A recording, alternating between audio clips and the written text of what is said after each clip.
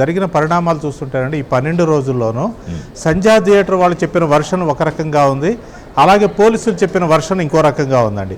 ఇప్పటిదాకా పోలీసులు వాళ్ళ వర్షన్ అంటే మేము అనుమతి ఇవ్వలేదు అన్న మాటని ఆ మధ్య ఎప్పుడు బయటికి రాలేదండి. కానీ ఈ రోజున ఆ లెటర్ ఏదైతే ఉందో పర్మిషన్ ఇవ్వడానికి మేము నిరాకరిస్తున్నాము, ఎందుకంటే ఇటు పక్క ఒక రెస్టారెంట్ ఉంది, అది చిన్న వే, పైగా థియేటర్లో కూడా కారు పార్కింగ్ ఇలాంటివి అయితే కనుక చాలా కష్టం అవుతుంది, కాబట్టి హీరోని హీరోయిన్ని రావద్దు అని మేము చెప్తున్నాము అని చెప్పి వాళ్ళు మేము లెటర్ ఇచ్చాము అని చెప్పి ఈ రోజున ఒక లెటర్ని అయితే మీడియాకి అయితే బయటకు వచ్చిందండి.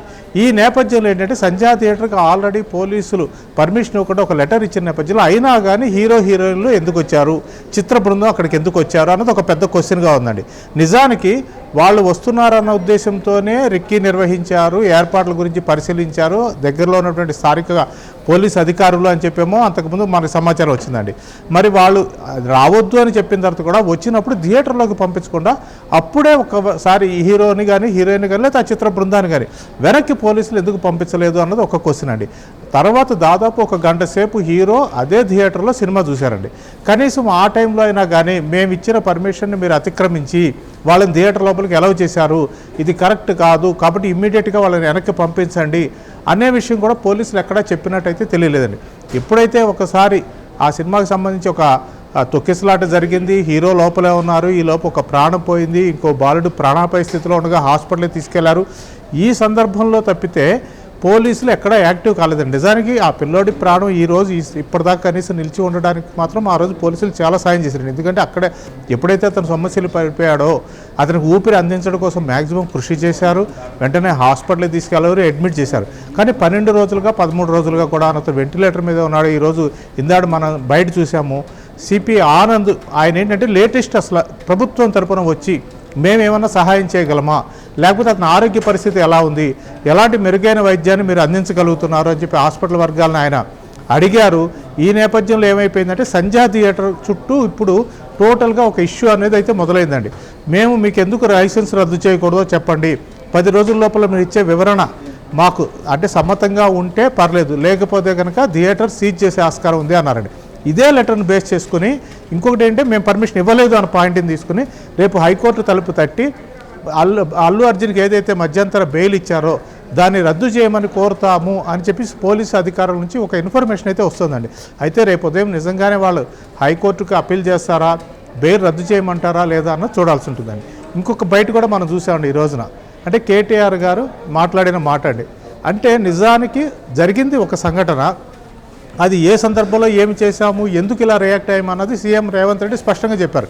అంటే ఒక మహిళ చనిపోయింది, బాబు ప్రాణాపాయ స్థితిలో ఉన్నాడు, ఒక క్రిమినల్ కేసు, ఆ కేసులో అతన్ని అరెస్ట్ చేస్తే ఇంత గగ్గోలు పెడతారేమిటి అన్నది చూసినప్పుడు అంటే మానవీయ కోణంలో అది 100% కరెక్టే కదా, స్టార్ అయినా సామాన్య మానవుడైనా చట్టం ముందు అందరూ సమానులే కదా అని అనిపిస్తుందని. కానీ కేటీఆర్ గారి వర్షం చూస్తే ఎలా ఉంది, ఆయన సీఎం పేరు మర్చిపోయాడు, అందుకనే అరెస్ట్ చేశారు. అంటే ఒక సోషల్ మీడియాలో రకరకాల చర్చలకి అల్లు అర్జున్ అరెస్ట్ అవ్వడాన్ని రకరకాలుగా వ్యక్తులు వాళ్ళ దీనికోసం ఉపయోగించుకుంటున్నారేమో అనిపిస్తుందండి.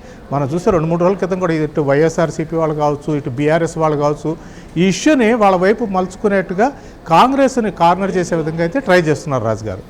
ఓం గారు, ఇందులో ఒక అంశాలు చూసుకుంటేనండి, ఎవరికి వారు తప్పించుకునే ప్రయత్నాలు. సంధ్యా థియేటర్ యాజమాని ఏం చెప్పిందండి, మేము అప్లై చేశాము అని చెప్పిన వాళ్ళు తప్పించుకునే ప్రయత్నం చేస్తున్నారు. మరో పక్కన పోలీసులు ఏమంటున్నారు, మేము ఆల్రెడీ వాళ్ళకి ఇంటిమేట్ చేశాము, మేము భద్రత కల్పించలేము, ఇందులో మా తప్పు లేదని పోలీసులు చెప్తున్నారు. మరో పక్కన అల్లు అర్జున్ ఏమంటున్నాడండి, నాకు అసలు ఏమీ తెలియదు, నేను వస్తాను ముందే చెప్పాను వాళ్ళకి, నేను వచ్చాను, ఆ జరిగిన ఇన్సిడెంట్ ఏంటంటే నాకు తెలియదని అల్లు అర్జున్ అంటున్నాడు. కానీ మరి పోయిన ప్రాణాలకి ఈ యొక్క కుటుంబానికి ఎవరు సార్, దానికి నష్టానికి ఎవరు సార్ బాధ్యత తీసుకుంటారు ఓం గారు? అంటే ఇప్పుడు చూడాలండి, చట్టం ఎలా అంటేనండి వాళ్ళ దగ్గరికి వచ్చినటువంటి ఏవైతే ఈ లేఖలు కావచ్చు అఫీషియల్గా అంటే అన్అఫీషియల్గా చెప్తే అది చెల్లదండి. ఎందుకంటే కోర్టులోకి ఒకసారి వెళ్ళిన తర్వాత వాళ్ళకి ప్రూఫ్స్ ఉంటేనే నమ్ముతారు. నిజానికండి సంధ్యా థియేటర్ వాళ్ళు మేము పర్మిషన్కి అప్లై చేశామన్న విషయాన్ని మీడియాకి లేటుగానే తెలియజేశారు.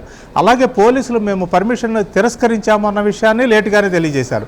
అల్లు అర్జున్ కూడా హఠాత్తుగా వచ్చాడు, చెప్పా పెట్టకుండా ముందు ఇంటిమేషన్ లేకుండా వచ్చేసాడని సోషల్ మీడియాలో విపరీతంగా వైరల్ అయిన తర్వాత ఆయన ఏమన్నారు, లేదు నేను 2 రోజులు ముందే చెప్పాను, థియేటర్కి వస్తున్నట్టు చెప్పాను, పోలీసులకు ఇన్ఫామ్ చేశాను, థియేటర్ వాళ్ళకి ఇన్ఫామ్ చేశాము, కాబట్టి ఎవరికి వాళ్ళు తప్పు ఎటువంటి ఒకళ్ళ వేలు ఇంకొకళ్ళ వైపు ఇంకొకళ్ళ వైపు చూపిస్తున్నారండి.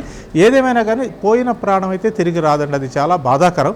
ఇక మీదటైనా కానీ అంటే ఒక ఇన్సిడెంట్ అండి, దీని ద్వారా గుణపాఠాలు నేర్చుకునేది అయితే ఖచ్చితంగా జరుగుతుందండి.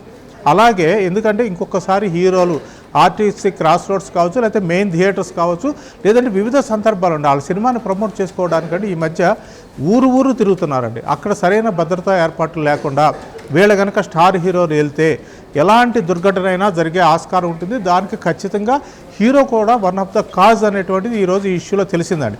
అతన్ని అరెస్ట్ చేయడం ఎంతవరకు సమంజసమా కాదా అన్నది సెకండరీ ఇష్యూ, కానీ అల్లు అర్జున్ని ఒకసారి అరెస్ట్ చేసి పోలీసులు జైలుకి పంపి ఒక నైట్ ఉంచిన తర్వాత మిగిలిన హీరోలందరికీ సినిమా ఇండస్ట్రీ కూడా ఇది ఒక కనువిప్పు అవుతుంది. ఏదో ఒక సందర్భంలో ఇలాంటి సంఘటన జరగడం వల్ల వాళ్ళు కనీసం కాస్త మంచి నేర్చుకుని లేకపోతే ఒక జాగ్రత్తగా ఉండి, చనిపోయింది కూడా ఎవరండి బయట వ్యక్తులు కాదు, ఏదో రోడ్డు మీద వెళుతున్న వాళ్ళు అన్నోన్ పర్సన్స్ కాదండి, వాళ్ళ అభిమాని, ఎన్నో సంవత్సరాలుగా అతను అభిమానిస్తున్నటువంటి ఒక కుటుంబం ఈ రోజున ఒక పెద్ద దిక్కును కోల్పోయింది. కాబట్టి ఈ విషయంలో సినిమా రంగము అలాగే స్టార్ హీరోలు విడిగా రండి, థియేటర్ యాజమాన్యం కూడా రండి, ఏదో వేలంవేరిగా స్టార్స్ మా థియేటర్కి వస్తే ఏదో క్రేజ్ వస్తుందని అని కాకుండా వాళ్ళు కూడా ఇక మీదటి జాగ్రత్తలు తీసుకునే ఆస్కారం ఉంది. పోలీసులు అయితే మనం చూసాం, తెలంగాణ సినిమాటోగ్రఫీ మినిస్టర్ అయితే స్పష్టంగా చెప్పేశారు, ఇక మేము ఇప్పట్లో దీనికైతే పర్మిషన్ ఇవ్వము, ముందు షో వేసుకోవడానికి అన్నది మాత్రము ప్రీమియర్ షోస్కి మేము పర్మిషన్ ఇవ్వమని కూడా చెప్పేశారు. కాబట్టి కనీసం సంక్రాంతికి రిలీజ్ అయ్యే పెద్ద స్టార్స్ సినిమాల విషయంలో అయినా కానీ ఒక క్రమశిక్షణతో థియేటర్స్ కానీ ఆ లోకల్ పోలీసులు కానీ హీరోలు కానీ ప్రవర్తిస్తారో చూడాల్సి ఉంటుంది రాజుగారు.